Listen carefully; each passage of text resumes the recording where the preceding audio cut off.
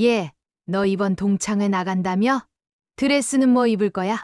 친구 미정이 건네는 말에 나는 애써 미소를 지었지만 마음 한켠이 무겁기만 했습니다. 40년 전 졸업한 고등학교 동창들, 60대가 된 우리들이 다시 모이는 자리. 반갑기도 하면서 묘하게 불안하기도 했거든요. 본격 사연 시작 전 구독과 좋아요 눌러주시면 큰 힘이 됩니다. 안녕하세요. 저는 서울 양천구에 사는 62세 주부 정미영입니다. 남편과는 결혼한 지 35년이 넘었고 아들은 독립해서 미국에 살고 있어요. 언뜻 보기엔 평범한 노년의 살 같지만 제 마음속에는 오랜 시간 쌓인 그늘이 하나 있습니다. 그리고 그날 그 동창회가 그 모든 것을 끄집어내는 계기가 될 줄은 몰랐습니다. 미영아, 나 수진이야 기억나지? 식장에 들어선 순간 반갑게 달려온 얼굴. 길게 손을 흔드는 여자 어디서 많이 본 듯한 얼굴이었죠. 근데 이상하게 마음이 불편했습니다. 수진아 오랜만이다.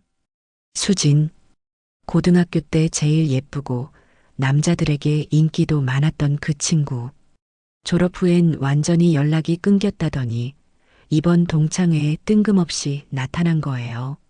저를 유난히 반갑게 부르는 것도 이상했고 시선도 이상하리만치 집요했습니다. 미영인 여전히 고상하네. 그때도 그랬잖아. 조용하고 다정하고 참 예쁜 아이였지. 그녀의 입꼬리가 올라가며 흘리는 말투에서 묘한 조롱이 느껴졌습니다. 제가 예민한 걸까요? 하지만 그때부터 어딘가 섬뜩한 기분이 들었어요. 저녁이 무르익고 술도 몇 잔 오간 뒤 분위기는 자연스럽게 부부 이야기로 흘렀습니다. 우리 남편은 요즘도 골프장 다니느라 정신없어. 미영이네는 어때? 남편은 뭐해? 누군가의 질문에 저는 웃으며 말했죠. 우리 남편은 사업 접고 이제 소일거리로 무역 쪽만 조금 해. 대부분은 집에 있어. 은퇴한 셈이지. 그런데 그 말을 듣던 수진의 표정이 단박에 굳었습니다. 혹시 이름이 장경호? 어떻게 알아? 그냥 비슷한 이름이어서. 예전에 알던 사람 이름이랑 같아서. 순간 주변이 정적에 휩싸였습니다. 그리고 수진은 억지 웃음을 지으며 자리를 피했습니다. 그때 저는 알아차려야 했습니다. 그녀가 말한 이름이 우리 남편 이름이었다는 걸. 동창회는 화기애애하게 끝났지만 제 마음속엔 의심이 잔뜩 남아 있었습니다. 수진의 반응, 그 눈빛, 그리고 이름을 듣고 굳어버린 표정. 다 우연이었을까요? 집에 도착하자 남편은 이미 거실 소파에 누워 TV를 보고 있었습니다. 잘 다녀왔어? 응, 다들 많이 늙었더라. 그렇게 말은 했지만 머릿속은 온통 수진 생각뿐이었습니다. 그리고 그날 밤 남편의 핸드폰을 몰래 보게 됐습니다. 예전엔 상상도 못했던 일인데 이상하게 자꾸 의심이 생기더라고요. 그리고 그 안에서 낯익은 번호 하나를 발견했습니다. 수진이라는 이름은 없었지만 어디선가 본 듯한 번호가 너무 자주 통화 목록에 있었습니다. 그날 이후 저는 조용히 남편의 행동을 관찰하기 시작했습니다. 외출하는 날은 언제인지, 전화는 몇 통이나 오는지, 표정은 어떤지, 말투는 어떤지. 그리고 제 의심은 점점 확신으로 바뀌기 시작했습니다. 왜 하필 그날, 왜 하필 동창회에서 그 수진이라는 여자가 나타났을까요? 그리고 왜 우리 남편의 이름을 알고 있었던 걸까요? 설마 아니겠지. 설마 내 친구였던 그 애가 내 남편과. 하지만 그건 시작에 불과했습니다. 곧 밝혀질 진실은 제가 감당할 수 없는 지경에 이르렀거든요. 요즘 왜 이렇게 자주 나가세요? 저는 조심스럽게 물었습니다. 예전엔 늘 집에만 있던 사람이 요즘은 주 23번씩 옷을 말끔하게 차려입고 외출하더라고요. 물론 남편은 그저 사업 미팅이라며 태연히 대답했지만 제 눈에는 뭔가를 감추는 눈빛이 분명히 보였습니다. 미영아, 사람이 은퇴했다고 매일 집에만 있으면 우울해져. 나도 바람 쐬러 나갔다 오는 거야. 괜히 의심하지 마. 그 말이 어찌나 매끄럽게 나오던지 그 자체로 더 의심스러웠습니다. 며칠 뒤 저는 다시 남편의 핸드폰을 확인했습니다. 그날 동창회 이후부터 계속 마음이 불편했고 번호 하나하나, 문자 내용 하나하나를 주의 깊게 봤습니다. 그리고 은하라는 이름의 저장명을 발견했죠. 그 번호는 수진이 동창회 끝나고 알려준 개인 번호와 똑같았습니다. 은하? 그게 누구지? 그리고 메시지. 오늘 너무 고마웠어요. 다음엔 더 좋은 데서 봐요. 경우 오빠, 잘 들어가셨어요? 꿈에 나올 거예요, 히읗히읗. 오빠? 저는 손이 떨렸습니다. 이 메시지를 보며 단순한 지인 관계가 아니라는 걸 직감할 수 있었습니다. 수진, 너 설마. 머리가 핑 돌았고 그날 밤 한숨도 잘 수 없었습니다. 이제 이 일의 진실을 파헤치지 않으면 제 정신이 버틸 수 없을 것 같았거든요. 다음 날 저는 수진 아니 은하를 찾아보기로 결심했습니다. 예전 친구들에게 연락해 그녀의 최근 근황을 물었지만 이번 동창회에서 처음 봤어. 수진이 미국 이민 갔다고 들었는데 한국에 있었어? 이런 반응뿐이었습니다. 아무도 그녀의 최근 20년을 알지 못했습니다. 그녀는 마치 어디선가 갑자기 나타난 유령처럼 정체불명의 사람이 되어 있었습니다. 그러던 어느 날 카페에서 혼자 앉아있던 저에게 수진이 갑자기 다가왔습니다. 미영아, 여기서 또 보네. 우리 인연이 깊다니까. 그녀는 밝게 웃으며 제 맞은편에 앉았습니다. 저는 어색하게 웃으며 물었죠. 한국엔 언제 들어왔어? 작년쯤?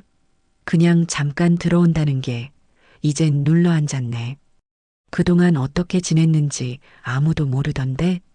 글쎄, 너무 오래됐지. 넌 남편이랑 잘 지내? 순간 그녀의 시선이 날카로워졌습니다.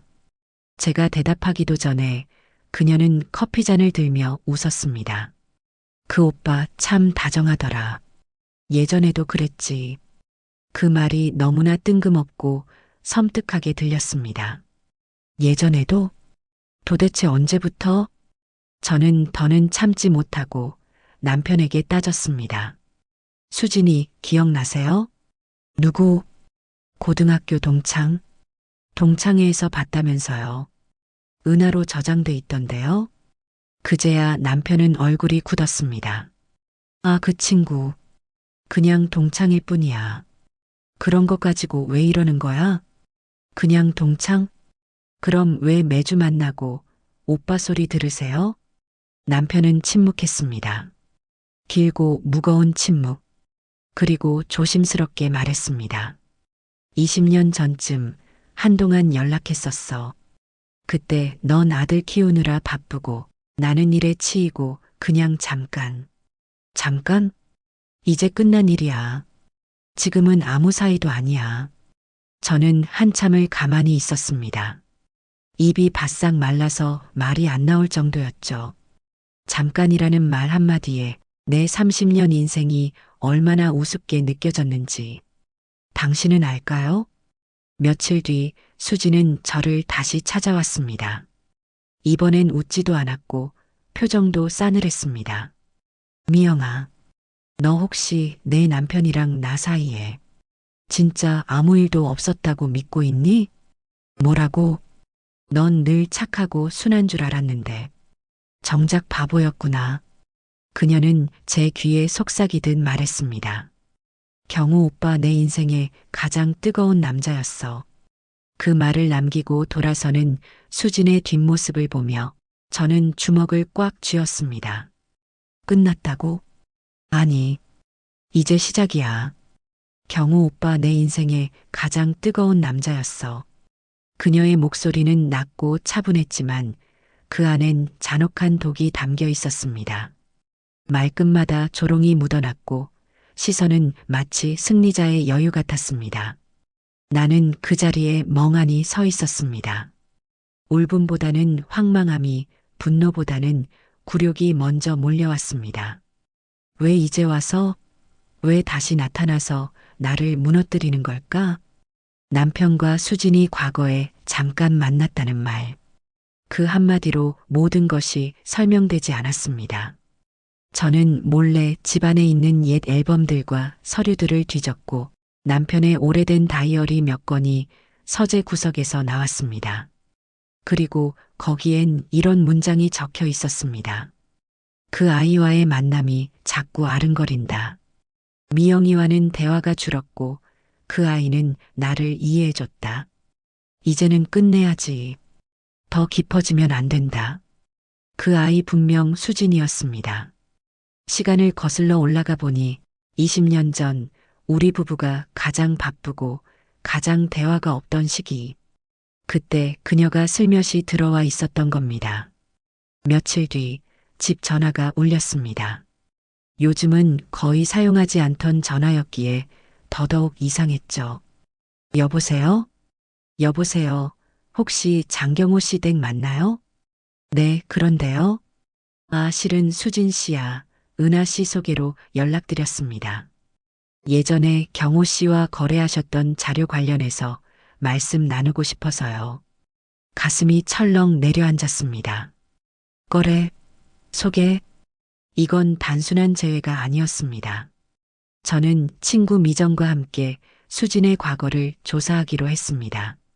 미정은 예전부터 수진을 좋아하지 않았고 동창회 이후 제게 계속 걱정을 쏟아냈던 유일한 친구였죠.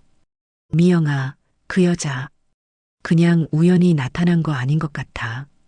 예전에도 이상했잖아. 남의 남자 주변 맴돌고 어디서 뭘 하고 살았는지도 아무도 모르고. 우리는 동창생 몇몇에게 다시 연락했고 결국 수진이 미국에서 이혼 후 파산했으며 몇 년 전부터 한국에 들어와 은하라는 이름으로 부유한 남자들과 만남을 이어온 사실을 알게 됐습니다.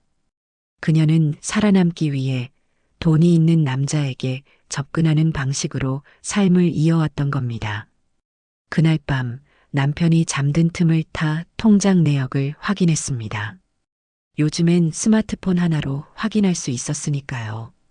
그리고 계좌 이체 내역에서 한은하라는 이름의 계좌로 500만 원씩 송금된 기록을 발견했습니다. 이건 뭐예요? 남편은 잠에서 깨자마자 당황한 얼굴로 말을 잇지 못했습니다. 미영아, 그건 그냥 도와준 거야.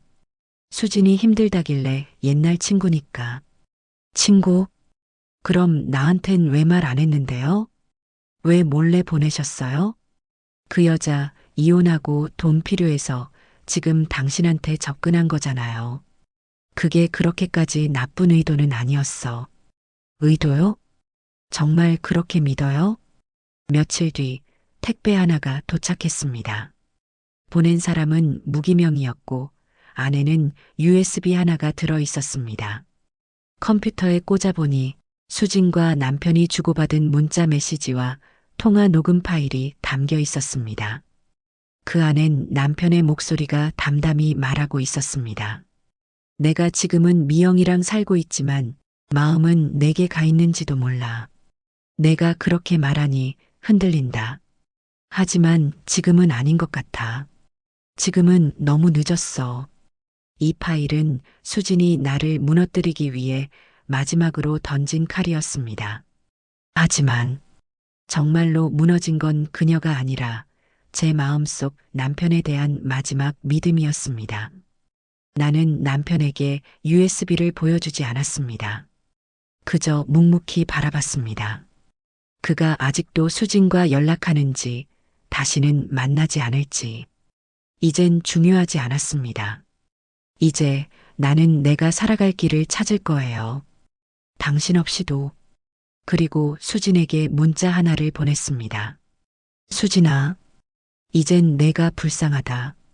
내가 너를 이길 이유도 경쟁할 이유도 없어. 너는 내 인생에서 퇴장하면 그만이야. 그 문자를 보낸 후 이상하게 마음이 고요해졌습니다. 수진이 내 인생을 어떻게 흔들었든 이제 그 영향력에서 벗어나겠다는 다짐 때문이었을까요? 하지만 인생은 언제나 제 뜻과는 다른 방향으로 흘러갔습니다. 마이너스. 그날 아침 남편은 평소처럼 양복을 입고 외출했습니다. 미팅이 있다며 커피 한 잔을 마시고 문을 나섰죠. 그런데 저녁이 되어도 밤이 되어도 그는 돌아오지 않았습니다. 처음엔 별일 아니겠지 싶었지만 밤 11시가 넘어가면서부터는 가슴이 철렁 내려앉았습니다. 혹시 무슨 일이 생긴 건 아닐까? 수진과 다시 만난 건 아닐까? 아니면 나한테 미안해서 도망친 건 아닐까? 경찰에 실종 신고를 넣을까 고민하던 중 남편의 통화 기록을 확인할 수 있는 앱이 설치되어 있다는 사실이 떠올랐습니다. 그 앱을 열자 마지막 통화 시간이 눈에 들어왔습니다. 오후 4시 12분. 통화 상대 수진 은하. 그 순간 머릿속이 하얘졌습니다. 그리고 그 번호로 전화를 걸었습니다.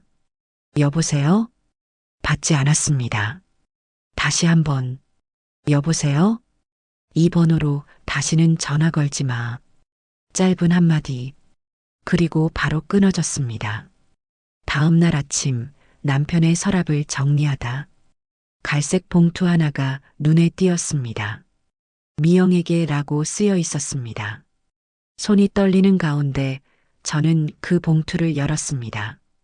편지는 짧고 조용했습니다. 미영아, 너에게 너무 많은 상처를 줘서 미안해. 내가 왜 그랬는지 나조차도 나를 이해하지 못할 때가 많았어. 그 사람과의 일은 정말 오래전에 끝냈다고 생각했는데 내 마음 한켠에 남아있던 죄책감이 나를 더 어리석게 만들었어. 이제 모든 걸 정리하려고 해. 조금 시간이 걸릴지 몰라. 돌아올 수 있을지 모르겠지만 내 앞에 떳떳해질 때까지 조금만 기다려줘. 편지의 말투는 분명 무책임한 회피가 아니었습니다. 차라리 무언가를 정리하고 싶어 하는 사람의 마지막 고백 같았죠. 그날 오후 저는 남편의 책상에서 계약서 한 장을 발견했습니다. 수진의 이름이 적힌 투자계약서, 거액이 오간 투자금, 그리고 공동 명의로 설정된 계좌. 그녀는 단순한 내연녀가 아니었습니다. 남편의 사업 자금을 일부 제공했고 그 대가로 지분을 챙기고 있었던 겁니다. 말하자면 은밀한 비즈니스 파트너. 며칠 뒤 인터넷 기사 하나가 저를 충격에 빠뜨렸습니다. 전직 무역업 대표 수십억 투자금 사기 혐의로 피소 예정. 투자자 여성 어씨, 피해자 주장 연애 감정 이용당했다. 기사에 실린 여성의 실루엣은 누가 봐도 수진이었습니다. 그녀는 자신이 피해자인 양 언론에 제보했고 남편은 하루아침에 사기꾼이 되어버렸습니다. 그녀가 진짜 원하는 건 복수였던 걸까요? 아니면 돈이었던 걸까요? 며칠 뒤 경찰에서 전화가 왔습니다. 장경호 씨 지금 병원에 계십니다. 의식은 있지만 심리적으로 불안정해서 가족이 필요하다고 하네요. 숨이 멎을 것 같았습니다. 그리고 한 걸음에 병원으로 달려갔죠. 남편은 많이 야위어 있었습니다. 눈가엔 깊은 주름이 내려앉았고 머리칼엔 흰 눈이 내린 듯 세월이 가득했습니다. 미영아. 그 한마디에 저는 눈물을 쏟고 말았습니다. 왜 그렇게까지 했어요? 왜 나한테는 다 숨기고. 나 자신이 부끄러웠어. 수진이랑 과거를 끊었다고 생각했는데 그 애가 다시 내 앞에 나타나니까 잠깐 흔들렸어. 그게 전부야. 그런데 그게 이렇게 커질 줄은. 남편은 병원에서 며칠을 더 머무르며 상태를 회복했습니다. 그 사이 저는 수진이 제기한 민사소송과 언론 대응을 처리해야 했습니다. 법률 자문을 받고 변호사를 선임하고 남편의 과거 거래 자료를 정리하며 밤을 새웠습니다. 이젠 내가 지켜야 했습니다. 무너진 가정, 부서진 이름. 그래도 내 남편이니까. 당신 정말 어리석었어요. 그 여자를 다시 받아들였다는 게 아니라 자기 인생에서 도망치려 했다는 게 미안해. 그 말밖에 못하겠어. 마이너스 마이너스 마이너스 마이너스. 경우 오빠는요. 내 인생을 2번 망친 남자예요. 수진이 언론과의 인터뷰에서 한 말이었습니다. 그녀는 완전히 피해자의 얼굴을 하고 있었습니다. 그리고 저는 그 연극의 막이 내려오기 전까지 그녀가 왜 그렇게까지 하는지 도무지 이해할 수 없었습니다. 하지만 진실은 늘 예고 없이 드러나는 법이죠. 며칠 후 우리 집 앞으로 법원에서 등기 우편이 도착했습니다. 민사소송 제기 및 가압류 신청 통지서. 보낸 사람은 한은아, 그러니까 수진이었습니다. 그녀는 남편이 약속한 투자금을 반환하지 않았다는 이유로 총 3억 원 상당의 손해배상과 서울 강서구에 있는 우리 집의 가압류 처분을 신청한 상태였습니다. 남편은 아무 말 없이 고개를 숙였습니다. 도대체 왜 그런 계약을 했어요? 그땐 몰랐어. 그 애가 그렇게 악의적으로 행동할 거라고는. 그날 밤 친구 미정이 제게 USB 하나를 건넸습니다. 이거 내가 꼭 봐야 할 것 같아서. USB 안에는 수진의 과거를 취재한 한 프리랜서 기자의 영상, 인터뷰가 담겨 있었습니다. 그녀는 10년 전 미국 샌디에이고에서 거액 투자 사기 사건의 공범으로 수사선상에 올랐지만 증거 불충분으로 기소유예 처분을 받았고 이후 한국으로 귀국한 인물이었습니다. 그녀는 늘 피해자의 얼굴을 하고 있었고 늘 다른 남자의 인생을 밟고 올라섰으며 그 남자들이 무너지면 곧바로 다음 타깃을 찾아 이동하곤 했습니다. 수지는 단 한 번도 사랑으로 누군가를 만난 적이 없었습니다. 법정에 선 수지는 이전과는 전혀 다른 얼굴을 하고 있었습니다. 고급 정장을 입고 연민 가득한 눈빛으로 판사를 바라보며 말했죠. 저는 이혼 후 경제적으로 너무 힘든 시기를 겪었고 장경호 씨는 그런 제게 희망처럼 다가왔습니다. 하지만 그분은 저를 이용만 했어요. 저는 모든 걸 잃었습니다. 그 말이 끝나자 재판정하는 무거운 침묵에 잠겼습니다. 그 순간 저 역시 증인으로 나서기로 했습니다. 판사님께 고개를 숙인 뒤 저는 조용히 말을 꺼냈습니다. 존경하는 재판장님, 저는 35년을 함께 산 아내입니다. 이 여자가 우리 가정에 남긴 건 단순한 금전적 피해가 아닙니다. 이 여자는 사랑을 무기로 사람의 마음을 무너뜨리고 가정을 파괴하는데 죄의식이 없는 사람입니다. 그리고 저는 USB를 제출했습니다. 그 안에는 수진이 미국에서 남자들에게 접근하고 돈을 갈취했던 과거 증언과 사진, 계약서가 고스란히 담겨 있었습니다. 판사는 수진을 향해 물었습니다. 피고는 이 자료에 대해 인정합니까? 수진은 아무 말도 하지 못했습니다. 그제야 그녀의 고개가 처음으로 아래로 떨어졌습니다. 하지만 사건은 여기서 끝나지 않았습니다.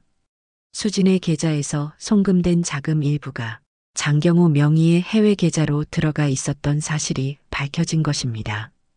그 뜻은 남편 역시 그녀의 행각에 일정 부분 동조하거나 묵인했을 가능성을 시사했죠. 남편은 크게 동요했습니다. 그건 내가 잠깐 정신이 나갔을 때 그 애가 계속 부탁해서 그 돈은 다시 돌려주려고. 법정은 술렁였고 저도 그 자리에 멍하니 앉아 있었습니다. 믿었던 사람조차 완전히 신뢰할 수 없다는 그 진실이 제 심장을 찢어놨습니다. 그날 밤 집으로 돌아와서 나는 남편과 단둘이 앉았습니다. 솔직히 말해요. 그 돈, 당신도 같이 도운 거죠? 남편은 고개를 떨궜습니다. 그리고 조용히 말했습니다. 나도 무너졌던 거야, 미영아. 그 사람한테 휘둘리면서도 내가 뭐라도 된 줄 알았어. 정신 차려요. 난 당신이 약해진 것도 흔들린 것도 이해해요. 하지만 책임까지 회피하면 그땐 나도 당신을 포기할 거예요. 며칠 후 저는 남편에게 이혼 서류를 건넸습니다. 잠깐 떨어져 있어요. 우리 각자 좀 정리하고 돌아보자고요. 남편은 아무 말도 하지 못한 채 고개를 끄덕였습니다. 다시 돌아올 기회는 줄게요. 하지만 그건 반성한 사람에게만 해당되는 기회예요. 남편은 짐을 싸고 나갔습니다. 수지는 언론에선 더 이상 모습을 드러내지 않았고 소송은 증거 자료가 확정되며 우리 측의 승소로 기울기 시작했습니다. 그리고 저는 오래전 제 모습을 찾기로 했습니다. 30년 전 누군가의 아내가 아니라 오롯이 나였던 그 시절처럼 남편이 집을 떠난 지 어느덧 한 달이 지나고 있었습니다.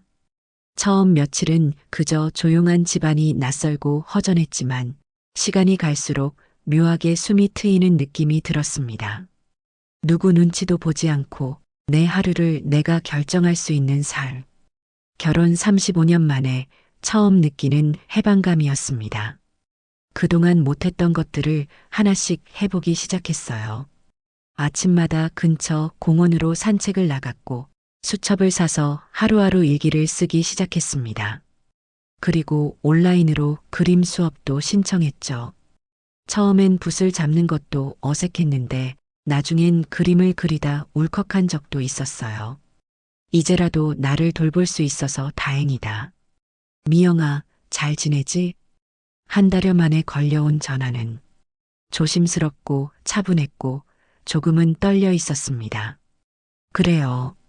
전 잘 지내요. 나 그동안 많이 생각했어. 그리고 당신한테 뭐라도 말해야 할 것 같아서. 무슨 말이요? 그 사람이 다시 나타났어. 남편이 말한 그 사람은 수진이었습니다. 그녀는 또다시 남편에게 연락해. 지금이라도 내 편이 되어주면 모든 걸 없던 일로 해주겠다며 합의서를 들이밀었다고 했습니다. 그 여자는 마지막까지 이용만 하려고 하네요. 나도 이제 알겠어. 그 사람이 날 좋아한 게 아니라 내가 가진 것만 보고 있었던 거란 걸. 며칠 뒤 법원은 수진의 손해배상 청구를 기각하고 오히려 명예훼손 혐의에 대해 반소를 인용해 수진에게 2천만 원의 배상 명령을 내렸습니다. 그 소식을 들은 날 저는 남편에게 문자를 보냈습니다. 이제 끝났네요. 당신도 그 여자의 망령에서 벗어나길 바래요. 그날 저녁 남편은 조심스레 우리 집 앞에 섰습니다. 손엔 작은 꽃다발 하나를 들고 있었습니다. 들어올 수 있을까요? 일단 앉으세요. 우리는 마주보고 앉았습니다. 어색하지만 묵직한 공기 속에서 남편은 입을 열었습니다. 내가 당신한테 정말 미안해.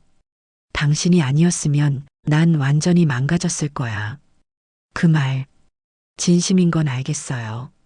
하지만 믿는 데는 시간이 필요해요. 사실 나 수진한테 마음이 있었던 거 맞아. 하지만 그건 당신이랑 대화가 끊긴 그 시기에 내가 너무 외롭고 어리석어서 그랬던 거야. 당신이랑 대화가 끊겼던 건 당신 때문만은 아니에요. 저도 노력하지 않았고 저도 외로웠어요. 잠시 서로 아무 말도 하지 않았습니다. 그러다 남편이 물었습니다. 그럼 우리 조금씩 다시 시작할 수 있을까? 며칠 뒤 저는 그에게 작은 쪽지를 건넸습니다. 당신에게 한 번 더 기회를 줄게요. 하지만 이건 두 번째이자 마지막 기회예요. 나 자신을 지키기 위해서 그리고 당신을 진심으로 믿기 위해서. 수지는 모든 소송에서 패소한 뒤 해외로 출국한 것으로 알려졌습니다. 그녀는 또다시 새로운 인생을 시작하겠지만 그 가면을 쓰고서는 결코 행복해질 수 없겠지요. 그리고 우리는 결혼이라는 이름 아래 다시 마주 앉았습니다. 완벽하지 않지만 서로의 상처를 인정한 뒤 비로소 사람 대 사람으로 대화하기 시작했기 때문입니다. 사랑은 때때로 배신도 거짓도 지나가지만 진심은 결국 돌아옵니다. 수진이 떠나고 소송도 끝나고 집은 다시 고요함을 되찾았습니다. 하지만 그 고요는 이전과 달랐습니다. 예전엔 일상 같던 침묵이 이젠 낯선 무게로 다가왔고 서로를 다시 알아가는 시간은 처음보다 더 조심스럽고 어색했습니다. 남편은 다시 집으로 돌아왔지만 저는 그에게 게스트룸을 내주었습니다. 잠시 각자의 방에서 지내요. 우리가 아직 완전히 돌아온 건 아니니까요. 남편은 고개를 끄덕였습니다. 당신이 허락해 준 것만으로도 고마워. 우린 같은 집에 살고 있었지만 마음의 거리는 여전히 멀게 느껴졌습니다. 하지만 그 거리만큼 우린 서로를 다시 바라볼 시간이 생겼습니다. 어느 날 제가 잠든 사이 남편은 제 침실 문 앞에 봉투 하나를 두고 갔습니다. 미영에게 그때 하지 못한 이야기들. 그 안엔 짧은 메모가 몇 장 들어 있었습니다. 당신이 해준 된장찌개, 회사 일로 짜증냈던 날에도 사실 너무 고마웠어요. 당신이 아들 유학 보낼 때 혼자 옷장 정리하며 우는 거 다 알고 있었어요. 말은 못 꺼냈지만 미안했어요. 나는 늘 당신보다 한 걸음 뒤에 있었어요. 그걸 모르고 내가 앞섰다고 착각했네요. 그 편지를 읽으며 나는 한참을 조용히 눈물을 흘렸습니다. 그해 봄 우린 마당에 화단을 함께 가꾸기로 했습니다. 삽을 들고 땀을 흘리며 흙을 뒤집던 그 순간 어느새 예전의 웃음이 조금씩 돌아왔습니다.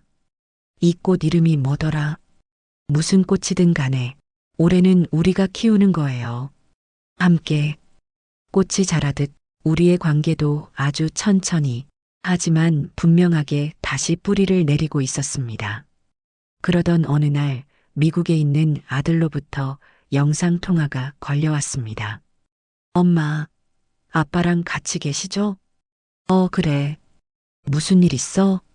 둘이 같이 밥 드시는 거 보고 싶었어요.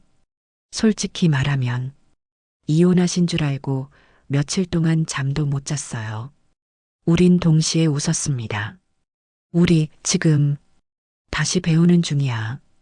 어떻게 서로를 이해해야 하는지. 남편은 얼마 뒤 작은 자서전을 쓰기 시작했습니다. 미영아, 내 인생에서 제일 큰 잘못은 너에게 상처를 준 거고 제일 큰 행운은 그 상처를 너와 함께 치유할 수 있었다는 거야. 저는 남편 옆에 앉아 그를 정리해주는 역할을 자처했습니다. 우리는 그렇게 서로의 삶을 다시 꿰매고 과거를 받아들이고 조용히 노년의 연애를 시작한 셈이었습니다. 당신에게 화가 났던 모든 날도 결국 당신이 있어서 가능했어요. 이제야 알겠어요. 사랑은 잘못이 없는 사람에게만 주어지는 게 아니라 잘못을 인정하고 바꾸려는 사람에게도 주어질 수 있는 용기라는 걸. 당신이 용기 냈기에 나도 용서할 수 있었어요. 고맙습니다. 우리 같이 마지막까지. 수지는 이후 홍콩으로 출국한 것으로 확인되었으며 한국에서는 더 이상 활동하지 않았습니다. 그녀에 대해 더는 소식이 들려오지 않았지만 어쩌면 그녀도 어딘가에서 새로운 삶을 시작하고 있을지도 모르겠습니다. 우리 부부는 이제 하루 한 끼라도 꼭 마주 앉아 밥을 먹고 가끔 영화도 함께 보고 서로의 체온을 확인하며 잠드는 아주 평범한 기적을 누리고 있습니다.